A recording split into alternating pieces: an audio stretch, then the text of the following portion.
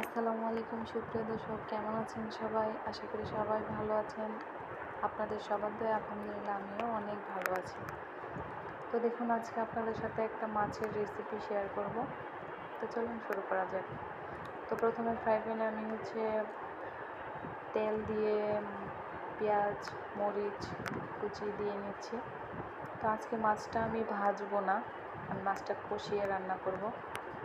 তো এই জন্য আমি প্রথমে পেঁয়াজ কুচি মরিচ কুচি দিয়ে নিয়েছি, দিয়ে একটু ভাজবো।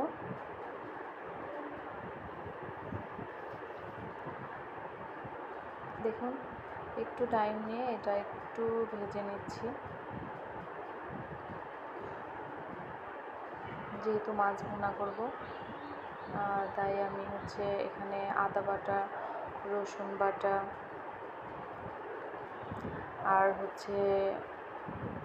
জিরা একসাথে করে বেটে নিয়েছি, ওটা দিয়ে নিলাম। তারপরে আমি মরিচ হলুদ সজের গুঁড়ো দিয়ে নিয়ে মাছগুলো দিয়ে নিয়েছি। দেখুন, তো মাছগুলো এই পর্যায়ে দেখুন একটু ভেজে নিচ্ছি, তারপর আমি পানি অ্যাড করে দিব।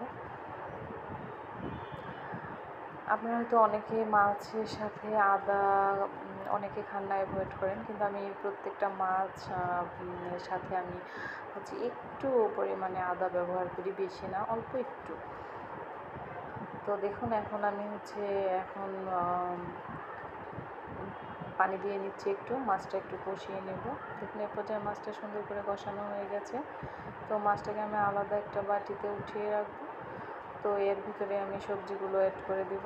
এই ঝোলে আমি রান্না করব। দেখুন, মাছগুলো ভালোভাবে কষিয়ে নিয়েছি। তো এখন মাছগুলো আমি উঠিয়ে রাখবো একটা আলাদা প্লেটে। আর এখন আমি এর ভিতরেই দেখুন সবজিগুলো দিয়ে নিলাম।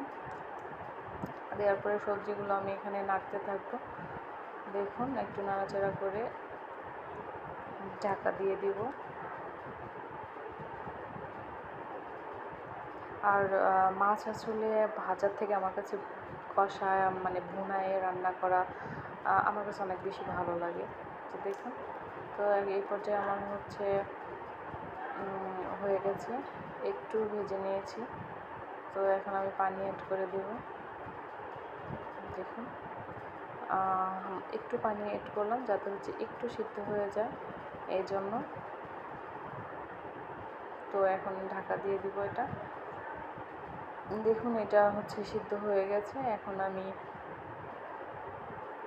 ঝোলের জন্য পানি অ্যাড করব।